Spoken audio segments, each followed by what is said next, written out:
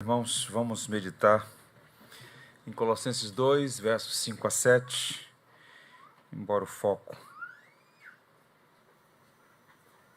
seja mais a partir do verso 5, eu quero ler o verso 4 em diante. Vamos pensar sobre a anatomia de uma igreja saudável.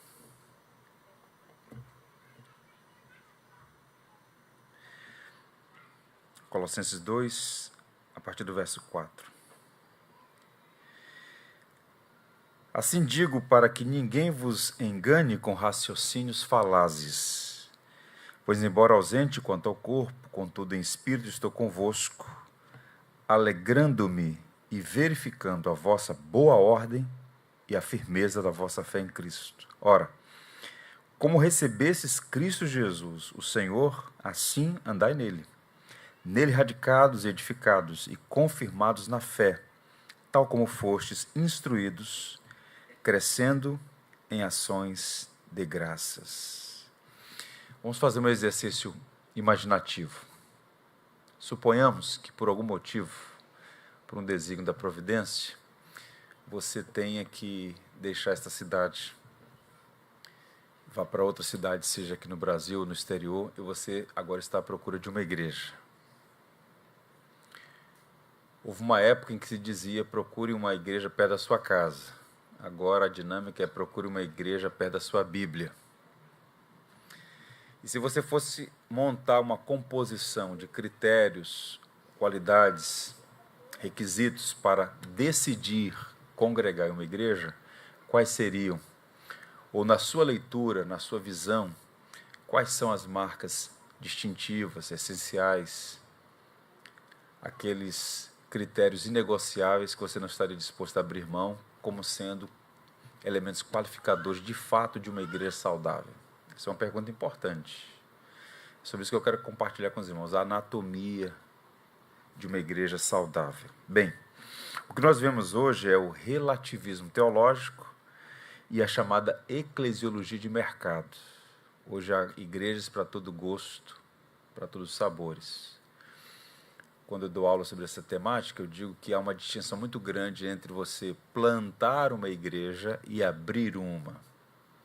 Então, o mercado gospel tem movimentado a abertura de igrejas como se negócio fosse. Mas a Bíblia fala de outra natureza, fala de plantação de igrejas bíblicas. Pois bem, quando o indivíduo tem uma visão de mercado, né, essa visão eclesiológica deturpada, os critérios são absolutamente confusos, antibíblicos. Por exemplo, apenas e tão somente o tamanho do público, né? Até bom porque o indivíduo se esconde no meio da multidão.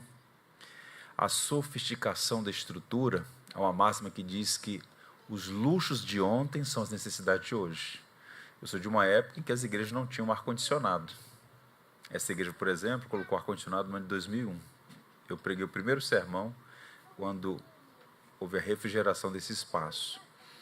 Mas hoje, quando isso é muito comum, você imagina, por exemplo, entrar num espaço do culto público, num calor carioca, e não ter um ambiente refrigerado. Talvez o indivíduo fale, não, aqui não dá para ficar, está muito quente. Houve um tempo que não havia. Então você estava no culto, aquele ventilador fazendo barulho, e as irmãs e o pastor suando igual cuscuz na panela, dentro de um terno. Então, o que eu quero dizer? Então, essa estrutura sofisticada hoje é um critério, né? Preciso de um espaço que seja adequado para mim, para minha família, para minhas crianças. E o impacto cultural. Essa igreja está no top 5 do Instagram, é uma igreja com hype alto aí, enfim. No entanto, o padrão de Deus para a sua igreja não é necessariamente quantitativo. A gente não tem problema com igreja grande. Uma igreja pode ser grande e saudável. Ela também pode ser pequena e problemática, né? Mas, certamente, nós precisamos de critérios mais claros, bíblicos, um funil e um filtro melhor, ou melhores. Então, vejam, o que nós temos aqui nessa passagem é uma espécie de raio-x do Espírito para identificar uma igreja saudável, o que não significa dizer perfeita. Então, a partir desse texto, eu quero pensar com os irmãos sobre algumas marcas que são indispensáveis, não são todas, não é uma abordagem exaustiva, mas marcas que devem estar presentes e que são inegociáveis, né? Qual é essa anatomia aí? Qual é o perfil dessa igreja? A primeira que eu quero destacar, a partir do verso 5, é a seguinte: ordem e firmeza doutrinal. Observe, alegrando-me e verificando a vossa boa ordem e a firmeza da vossa fé. Paulo era um homem muito honesto e criterioso. Paulo era um artesão das palavras. Ele não usava as palavras de forma frívola e irresponsável. Ele media as palavras. A gente pode até dizer que o Espírito o conduziu no emprego das palavras certas para comunicar conteúdos profundos. Então, ele não fazia, por exemplo, elogios vazios sem fundamento. Então, as palavras elogiosas que ele apresenta aqui em Colossos apontam que, de fato, aquela igreja era motivo de alegria ao coração do apóstolo Paulo, porque a igreja tinha boa ordem e firmeza ou disciplina.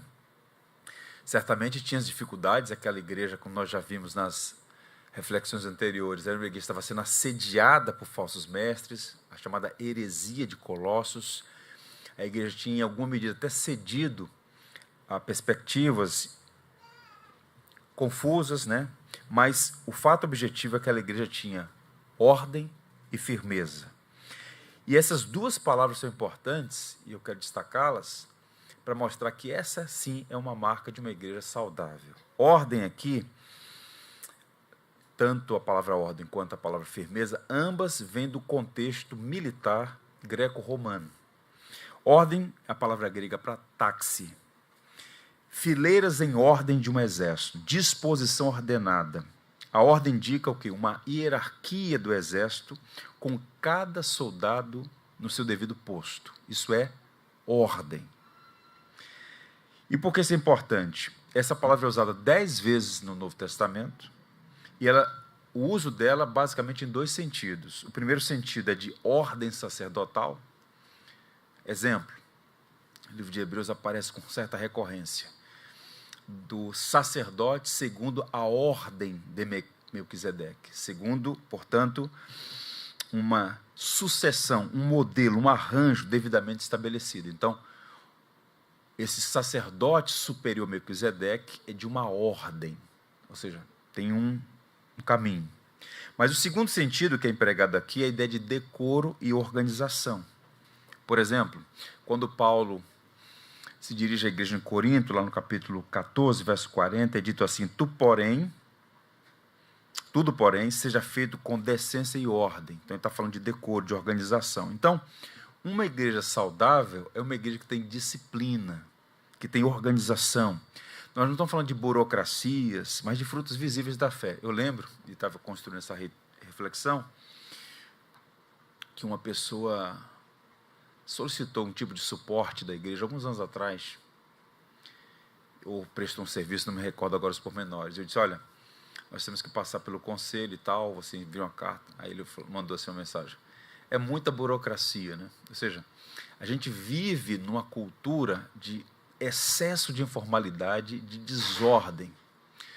É bem verdade que excesso de burocracia também é uma complicação, mas o que está em jogo aqui não é uma igreja burocrática, mas de uma igreja que tem disciplina, tem ordem. Não é? Ela vive uma rotina de liderança bíblica e de respeito mútuo. Então, esse primeiro destaque aqui é importante: ordem. E ordem se aplica a tudo, não é? Se aplica ao culto, se aplica à dinâmica da vida da igreja, se aplica nas relações interpessoais no contexto da igreja, na relação entre igreja e pastor, enfim. Se tem uma coisa que o nosso Deus aprecia, é a ordem, não é? O contrário de ordem é caos. Então, é bom que uma casa esteja em ordem, não é? Inclusive, há estudos que apontam para isso, né? Se você quer ter prosperidade, no sentido pleno da palavra prosperidade, você precisa de um lugar que tenha ordem e que tenha limpeza. Onde tem bagunça e sujeira, não pode ter prosperidade. Eu diria até um terceiro elemento: bagunça, não é? Sujeira e barulho. Pode ver, onde tem barulho, sujeira e desordem, não pode ter prosperidade. E um outro elemento que ele aponta aqui é que é a firmeza doutrinária. Ele fala de firmeza da fé em Cristo, aponta para resistência, também é uma palavra militar. A palavra que ele usa aqui é uma rapax legomenon, uma palavrinha estranha, uma expressão para dizer o seguinte: só aparece aqui em toda a Bíblia. Quando você tem uma palavra única no texto, a gente chama então de legomenon. Aparece somente aqui. E a ideia é de baluarte sólido, capaz de resistir aos sórdidos ataques inimigos. Então é a ideia de firmeza que descreve um exército que está em uma posição de combate, preparado não apenas para resistir, mas para enfrentar o inimigo. Então, resistir ou avançar, esse processo, depende do contexto, mas o fato objetivo é que existe firmeza. Então, em outras palavras, porque ainda que esteja ausente quanto ao corpo, contudo em meu espírito estou convosco, alegrando-me e vendo a vossa boa ordem, táxis, e a firmeza, esterioma da vossa fé em Cristo. O que é que isso nos ensina? 3 eixos aqui, 3 necessárias aplicações. A primeira é que uma igreja madura não é um grupo de indivíduos isolados, mas um corpo que se mantém ombro a ombro na defesa do Evangelho, resistindo aos ataques de falsas teologias e do secularismo. Então, embora a igreja de Colossos, em alguma medida, desse até sinais de fraqueza, ou havia penetração de falsos mestres ali, o elogio de Paulo diz assim: olha, a ordem e a firmeza aí. Eu só quero que vocês mantenham isso, mantenham a ordem e a firmeza na resistência às heresias. Então, a metáfora militar é de resistência aos ataques sórdidos. E a igreja precisa disso. A gente vive numa cultura onde marcada pela paz a qualquer custo, né? O erenicismo, né? Então, esse negócio de doutrina, teologia, ortodoxia, você vê assim as igrejas cada vez mais limitadas do ponto de vista da defesa da fé, numa época e numa cultura muito forte, onde existe a cultura do politicamente correto, e aqui ele está falando de firmeza, ordem, resistência. Um outro elemento ainda de aplicação é que o intelecto é um escudo. Vejam, Paulo elogia a firmeza deles, logo após alentar para que ninguém os engane com argumentos capciosos, enganosos. Então a aplicação é esta: a firmeza da fé não é baseada em misticismo ou emoções passageiras, mas em conhecimento teológico robusto. Então, uma igreja sem substância, sem consistência teológica, sem firmeza doutrinal, ela é vulnerável, não é? Eu costumo até dizer que o grande problema hoje, em linhas gerais, não é apenas a circulação de ensinos falsos, é a incapacidade de percepção. Ou seja, o indivíduo sem profundidade, sem robustez teológica, sem boa compreensão bíblica, essa pessoa pode elogiar um pregador ortodoxo e, ao mesmo tempo, um herege, que ele não consegue identificar. Então, falta isso. O intelecto é um escudo, a capacidade de apreensão de verdades basilares, não é? Então, a igreja de Colossos, ela é, em alguma medida, essa referência para nós. A igreja tinha ordem e firmeza doutrinal. Então, é uma marca de uma igreja vigorosa, saudável. A segunda coisa que eu quero destacar aqui, vou chamar de submissão total ao senhorio de Cristo. Olha o que Paulo diz aí no verso subsequente. Ora, como recebestes Cristo Jesus, Senhor, assim andai nele. E aqui nós temos uma espécie de estrutura comparativa altamente pedagógica, alguns chamam de regra de ouro da vida cristã. Observe que ele diz: ora, como recebeste Cristo Jesus, Senhor, assim andai nele. Esse como, esse assim, estão apontando para uma estrutura, ou seja, uma coerência de discipulado. Em outras palavras, a salvação é pela fé, mas o crescimento espiritual também é pela fé. Salvos pela graça, o nosso crescimento também é pela graça. Então, a profissão de fé, assim como vocês receberam a Cristo, também andai nele, o que Paulo está dizendo é que é impossível você receber a Cristo como Senhor e Salvador, continuar crescendo, se não for pela graça, e sem total e completa submissão ao senhorio de Cristo.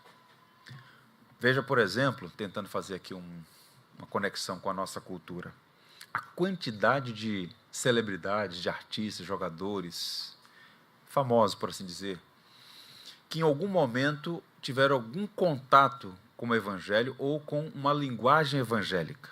Não vou dizer nem o evangelho como conteúdo robusto, mas com uma linguagem evangélica. E, de repente, numa entrevista, ou até mesmo numa publicidade bem robusta, assim, diz, olha, agora eu sou crente, eu amo Jesus, estou seguindo a Jesus e tal. Só que essa pessoa quer o Jesus Salvador, mas não se submete ao Jesus que também é Senhor. Isso é muito interessante notar. Por quê? Vejam só. Olha o que Paulo faz aqui. Ele usa a plenitude do título de Cristo. Cristo, Jesus, o Senhor. Isso aqui não é solto. Isso não foi impensado. Observe que o uso completo e intencional que o apóstolo faz dos títulos de Jesus neste versículo apontam para 3 verdades essenciais. Cristo, o Messias prometido. A resposta definitiva de Deus na história. Jesus, o homem histórico, o Salvador encarnado, que morreu na cruz para nos perdoar. E o Senhor, o Kyrios, o dono absoluto da vida do crente. Então, o que Paulo está a apresentar aqui? É impossível receber a Jesus como Salvador sem submeter a vida a Ele como Senhor. Isso é tão curioso notar. Olha esse dado, se não é impressionante. Jesus é apresentado no Novo Testamento como Salvador apenas 22 vezes. E 650 como Senhor. Percebem? Porque qual o ponto? Um indivíduo pode, hipoteticamente, receber Jesus como Salvador, mas se ele não se submeter ao senhorio, está sob suspeição essa salvação. Agora, por outro lado, é impossível se submeter ao senhorio de Cristo e não ser salvo por ele. Então, o que Paulo está dizendo aqui é sobre essa igreja que anuncia o evangelho, assim como recebestes a Cristo, Jesus, o Senhor, andai nele. Há uma coerência aqui entre discipulado intensivo, que eu vou falar mais à frente. Então, receber o Senhor Jesus Cristo é acolher seus ofícios. Nós o recebemos como profeta, o Davar Yavé, para nos ensinar, ele é a última palavra de Deus aos homens. Nós o recebemos como sacerdote, para nos salvar e interceder por nós. Traz grande consolo ao coração saber que, em alguma medida, a obra de Cristo já foi concluída, a obra sacerdotal, a obra vicária de Jesus, mas nesse momento ele continua intercedendo por nós. Há vários textos do Novo Testamento em que diz que Jesus está a interceder por nós. Até um texto muito lindo de um teólogo chamado Louis Berkhoff, um texto belíssimo, em que ele faz um texto, um parágrafo comentando essa graciosa intercessão de Cristo em nosso favor. Então nós somos não apenas salvos pela graça, mas sustentados pela graça, porque nós temos um intercessor junto ao trono da graça, orando por nós. E também rei, para ditar as regras, da nossa vida e nos proteger. Então ele é profeta, sacerdote e rei. Então submeter-se ao senhorio de Cristo implica entender essas dimensões todas. Uma igreja saudável é uma igreja que prega Jesus Cristo, o Senhor. Não é um Cristo feito à nossa imagem e semelhança, não é um Cristo manipulável, não é um Cristo ao nosso gosto, é um Cristo que se revela como Senhor e Salvador, Salvador e Senhor. Um terceiro elemento aqui eu vou chamar de discipulado intensivo, que tem a ver com o verbo empregado na parte final desse texto, quando Paulo diz, andai nele, assim como recebestes a Cristo Jesus Senhor, andai nele. Esse andar nele significa literalmente que a nossa vida prática deve ser coerente com o Cristo que professamos. Então a vida cristã não pode ser incoerente. O que nós professamos deve ser respaldado pela maneira como nós vivemos. Assim como vocês o receberam, agora vivam nele. É o que Paulo está a dizer aqui. William Barclay, ele tem uma análise interessante dessa passagem, porque ele vai dizer o seguinte, nós temos aqui uma tradição recebida e um progresso constante. O que seria a tradição recebida? ele aponta que o verbo receber era o termo técnico para descrever o recebimento de uma tradição imutável, de um mestre. Então, os colossenses haviam recebido a verdade pura sobre Jesus através de Epáfras, que foi muito provavelmente o pastor, o homem que levou o evangelho a Colossos. Agora, o progresso permanente e constante é o andai, significa literalmente desenvolver um hábito diário. Então, o cristianismo nunca é estático. Andar em Cristo significa que a conduta, a ética, o caráter do crente devem avançar e amadurecer constantemente a partir da verdade que ele já conhece. E qual o grande problema, ou um dos grandes perigos na vida cristã? É você viver de experiências passadas. Você tem boas memórias de quando se converteu, quando leu a Bíblia pela primeira vez, o impacto de um texto, o impacto de uma pregação, um tempo de oração com Deus. Nós todos temos, em alguma medida, nossas experiências com Deus. Agora, qual o ponto? Essa conversão, essa rendição a Jesus como Senhor, que é essa tradição recebida, o conteúdo evangélico que um dia chegou a você, esse é o elemento que lá aconteceu. Mas o andar nele é dinâmico, não é estático. Então, todo dia e o dia todo é dia de crescer em comunhão com o Senhor. Nessa mesma perspectiva, o Henry Martin vai dizer que nós temos aqui uma consistência até o fim. Se nós começamos essa jornada espiritual professando Jesus como Senhor, toda a nossa conduta deve ser subsequente, deve honrar essa profissão de fé. E, ao mesmo tempo, é um crescimento na direção certa, andar nele, estar nele, né? João vai dizer o seguinte: aquele que diz estar nele, deve andar como ele andou. Então, uma igreja saudável é uma comunidade, é uma congregação de pessoas que reconhecem a Jesus como Senhor e Salvador e andam nele, ao elemento estático e ao elemento dinâmico. Quarto ponto a destacar aqui: o crescimento natural e bem fundamentado. E ele vai usar 3 palavras interessantes aqui, 3 verbos aqui. Nele, radicados, edificados e confirmados na fé. O que significa essas palavras? Mais uma vez, Paulo nunca usava de forma aleatória ou inconsequente. Aqui nós temos, primeira coisa a destacar aqui, uma mudança gramatical bem proposital.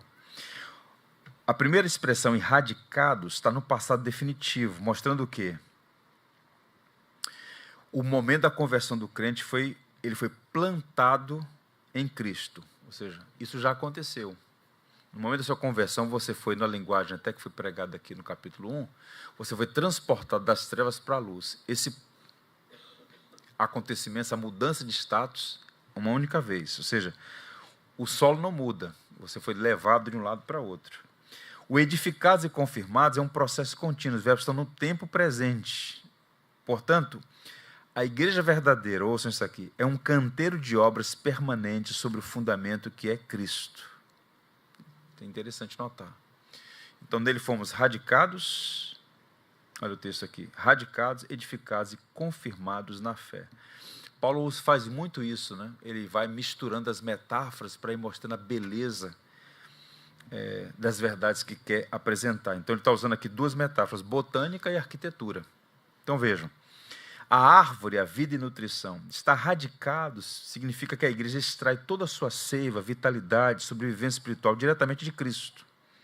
Então, as raízes profundas servem tanto para alimentar a igreja, quanto para protegê-la de ser arrancada pelos ventos das falsas doutrinas. Então, a igreja está radicada, tem raízes profundas no próprio Evangelho. Isso dá nutrição para a sua fé e estabilidade nos tempos de ventos contrários. Então, o crente precisa ter raízes profundas no Evangelho. Isso vai alimentar sua alma e protegê-lo das adversidades. Então, tem essa figura aqui da árvore, que é dinâmica, tem vida, tem nutrição. Agora, ele usa também a figura do edifício, que dá a ideia de estrutura e estabilidade. Então, estar edificado aponta para o crescimento para cima. Não há crescimento robusto se a estrutura tenta se expandir para fora da base original. Então, o fundamento é Cristo. Nós estamos sobre esse fundamento, estamos sendo, por exemplo, crescer para cima. Então, é uma lição preciosa para nós aqui. O John MacArthur foi um grande expositor bíblico, nós o perdemos ano passado, ou esse ano, não recordo agora, o tempo está voando. Mas ele foi um dos mais críticos aos movimentos pragmáticos que assolaram tanto a Igreja de Jesus, levando a igreja de um lado para outro, tantos movimentos estranhos nas últimas décadas. E ele disse assim: muitos tentam edificar a igreja usando psicologia, entretenimento, estratégias de marketing humanas. Mas a verdadeira igreja só é edificada quando a estrutura é erguida sobre a sã doutrina e a verdade bíblica. Então, se nós queremos de fato uma igreja saudável, consistente, nós não podemos abrir mão desses valores radicados, edificados, fortalecidos de fato na fé, confirmados na verdade. Então, isso aqui é marca, característica basilar de uma igreja saudável. E ele encerra falando, e aqui é uma expressão muito bonita, dá para construir muito sobre isso aqui. Ele fala sobre a expressão lá, crescendo em ações de graças. Essa é uma marca distintiva de uma igreja bíblica, de uma igreja saudável. Gratidão na vida do povo de Deus. Percebam, por exemplo, que na história do povo de Israel no Antigo Testamento, uma geração inteira se perdeu por causa de 2 pecados. Quais foram eles? Um está conectado ao outro, né? Idolatria e murmuração. Você pega ali o livro de Números, por exemplo, a geração inteira se perdeu, né?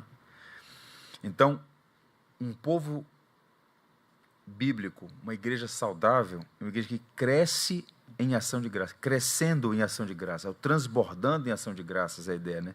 Alguns sugerem que aqui nós temos o clímax de Colossenses 2:7, o termômetro definitivo da saúde de uma igreja, quando há contentamento, alegria, gratidão. Isso serve para a igreja e serve para indivíduos. Se você encontrar uma pessoa ingrata, descontente, sempre com aquele espírito criticista, está ali alguém enfermo. Quando você encontra uma igreja jubilosa, contente, né, transbordando em ação de graças, ali nós temos saúde. E aqui alguns pontos interessantes. O dever é sempre proporcional às misericórdias. A linguagem que ele usa aqui, por isso a ideia de gratidão abundante, é como um rio que transborda, não é? Quanto mais o cristão avança no conhecimento de Deus, mais os seus lábios devem se encher de louvor. Então, o próprio Cristo falou, né? A boca fala do que o coração está cheio. Então, quanto mais cheio do Evangelho, mais cheio de Cristo, mais abundante, como um rio transbordando gratidão.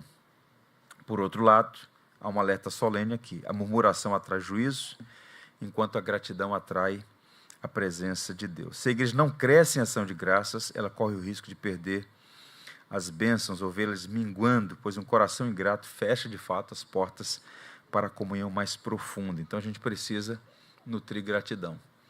Há um escritor, ele é apontado como o maior escritor russo, né? Ele é um brilhante escritor chamado Dostoiévski. Ele tem um livro chamado Notas do Subterrâneo.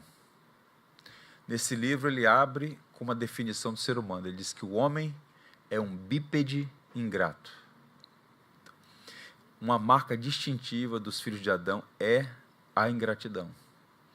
Quando você é alcançado pelo Evangelho, essa chave tem que mudar.